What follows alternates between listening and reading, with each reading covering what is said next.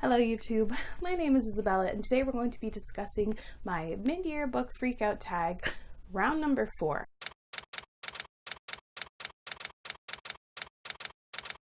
I can't get over the fact that I've been doing this for over 3 years now. I have 3 previous mid-year book Freakout tags, and while I would love to see them to see what I said, I'm also kind of terrified to see who I was as a person, especially in like 2018. I know I was terrified of being on camera. I'm still not great at it. But today we're doing one of my favorite tags, mid-year book Freakout tag. I love this. It's a great mix of reflecting on what you have read and looking to the future of your reading.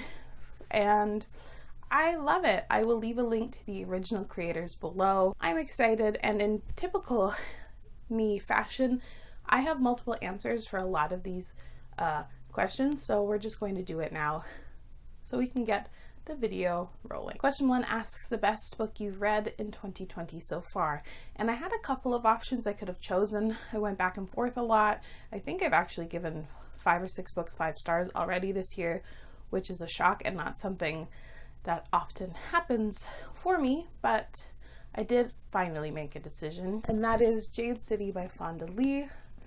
This is a really unique take on urban fantasy, on mafia, with some really fantastic elements in here. We have some amazing, really interesting characters and really interesting character relationships. The magic system is wonderful. There's an influence of martial arts because I think Fonda Lee is like a multiple black belt martial artist in like many martial arts. I have a full spoiler-free review if you're interested, so I will leave it linked on the screen. But I love this book. I was somewhat surprised, but then also not. I had a feeling I was going to love this book. I've been meaning to read it for years.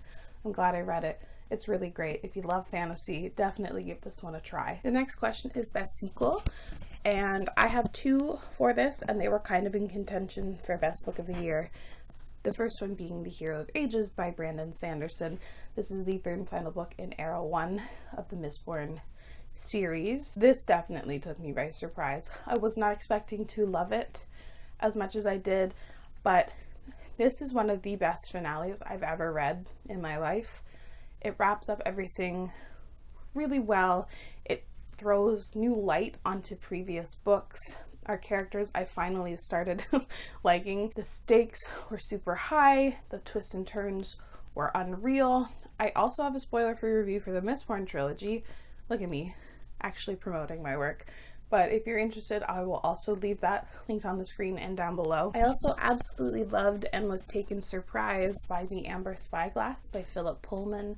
This is the 3rd and final book in the His Dark Materials trilogy. A trilogy I never completed as a child, and wow, maybe I'm happy my child self didn't complete it, because this doesn't pull its punches. It really socks you in the gut with emotions. For a middle grade / maybe on the younger end of young adult, this was very mature. There were crazy high stakes. The danger was believable, and what our characters go through in here is heartbreaking. I loved it, but it was bittersweet, and also I think this is one of the best finales I've ever read. Question 3 asks, is there a new release that you have not yet read but want to? And all of the 2020 releases I have purchased, I have read, with one exception, and that being Clap When You Land by Elizabeth Acevedo. Elizabeth Acevedo is one of my all-time favorite contemporary writers. She's written both The Poedex and With the Fire on High, 2 books that I have absolutely loved, and I haven't read this one yet, which is a little bit surprising, but also not. I'm really hoping that this pops up on audio with one of the apps that I use, because I have definitely loved listening to her books via audiobook, and I cannot wait to read this one. Question 4 says, what is your most anticipated release for the second half of the year? And I'm not going to discuss my most anticipated release because I literally haven't shut up about it for the past, I don't know, 3 months, but it's almost in my hands. I have a few days left to wait. I can't wait. So excited. But for this question, I'm going to choose The Burning God by R.F. Kuang. This is the third and final book in the Poppy War series, a series I have loved, I have hated, it's broken my heart, so many emotions, and I cannot wait, but I'm also terrified to read the finale and see what's going to happen. We do have a while to wait. I definitely plan to reread the series before I get the finale in my hand. Yeah, I'm happily anticipating it. Comes out November 17th. Question 5 asks biggest disappointment, and I chose 2 books for this question. The first being Children of Virtue and Vengeance by Tomi Adeyemi. I hated this book. Ooh.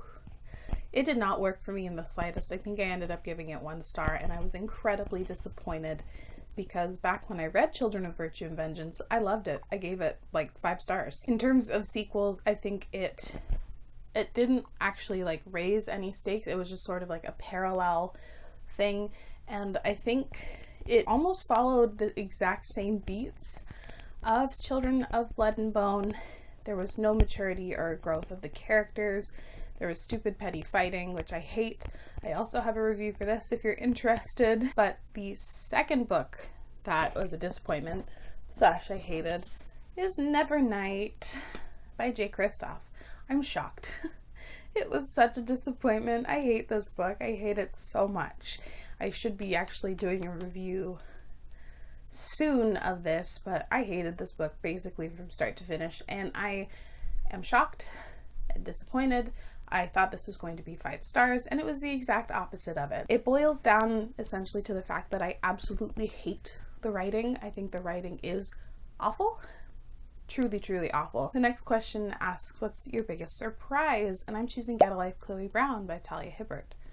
I have been reading the occasional adult contemporary romance this year, and this one took me so by surprise. The second I finished it, I slammed the 5-star button. I loved it. I read it all in one sitting, which never happens to me anymore because I'm old and tired all the time. The characters, I found them to be just so compelling. Their relationship and chemistry was like off the charts. I would love to reread it in the future. It's amazing. I highly recommend it. Question 7 asks favorite new author, and I also have a tie for this. The first author will be Talia Hibbert from Get a Life, Chloe Brown.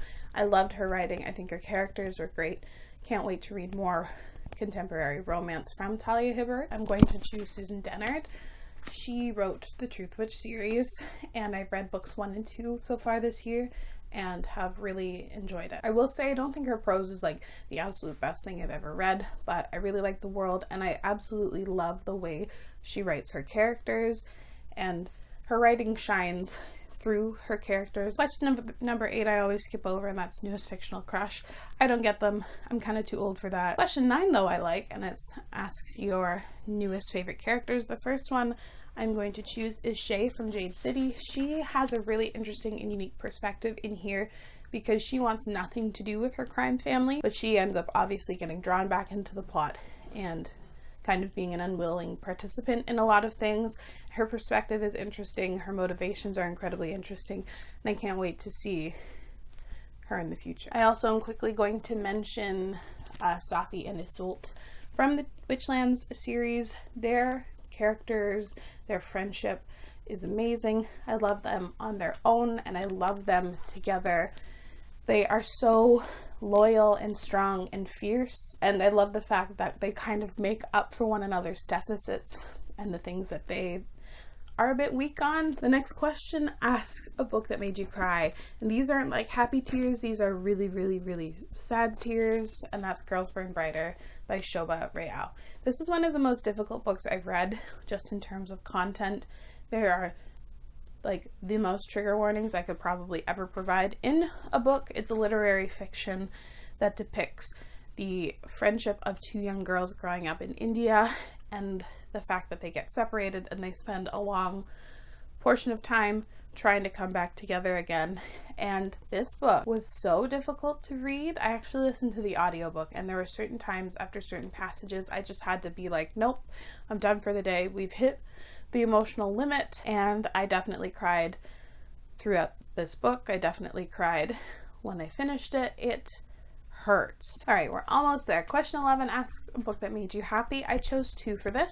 The first one being You Should See Me in a Crown by Leah Johnson.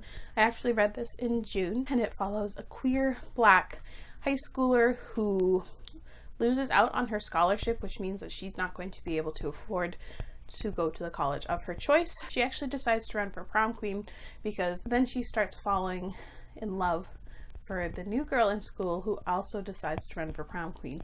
And it's just such a joyful, magical, happy time. I'll discuss this more in my June wrap up, but I loved it. It gave me such joy. It's always wonderful reading about queer girls in high school and reading about experiences close to my heart. Another book that made me happy was Chain of Gold by Cassandra Clare. I read this in March, which was when Corona and stuff was really ramping up and like the world was so scary. The world is definitely scary now, but like the fear of the unknown and what was going to happen was definitely terrifying. So when I could lose myself in Chain of Gold, it definitely brought me some joy and happiness in a terrifying period of time. I love the characters she decided to feature in here, and I think this series has the potential to be a favorite. I didn't absolutely love this book because there is a very limited plot, but the characters in here are great, their interactions are great and entertaining, and that's all I want from a Cassandra Clare book, and that definitely delivered. All right, we're almost done. Question 12 asks the most beautiful book that you've purchased this year, and that is Felix Ever After by Kacen Callender. This book is stunning. Look at it. It's so beautiful. I love this cover. I actually have completed this book. I read it for the Queer Blackathon, which is a 48-hour readathon focused on reading queer books by Black authors, and I loved it. I gave it 5 stars. This was also a beautiful story. And the final question asks you to list a couple books that you have to read by the end of the year. I chose 3 because I always have to choose more than what is recommended. The first one I have to read though is Empire of Sand by Tasha Sori. I cannot wait to read this book. I have to read it by the end of the year. Hopefully I read it actually within the next few months. I don't know. It's an Indian inspired fantasy story. I think there's an arranged marriage. It's supposed to be phenomenal. Literally every person I've seen read this loves it. I can't wait. I also absolutely have to finish The Stone Sky by N.K. Jemisin. This is the 3rd and final book in the Broken Earth trilogy. It's time I finish this trilogy. I've been dragging my feet on doing it, but it is time. And the final book I'm choosing is actually The Starless Sea by Erin Morgenstern. I attempted to start reading this like a week ago, and it just wasn't holding my attention at all. Her writing is incredibly lyrical and over the top, and when you're very depressed, it doesn't work.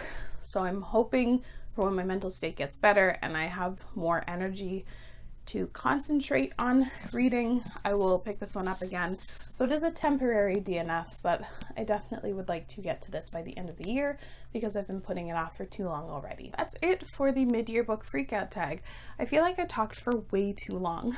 I would love for once for me to be able to film a tag or any video, to be honest. That isn't forever, but I guess fools can dream.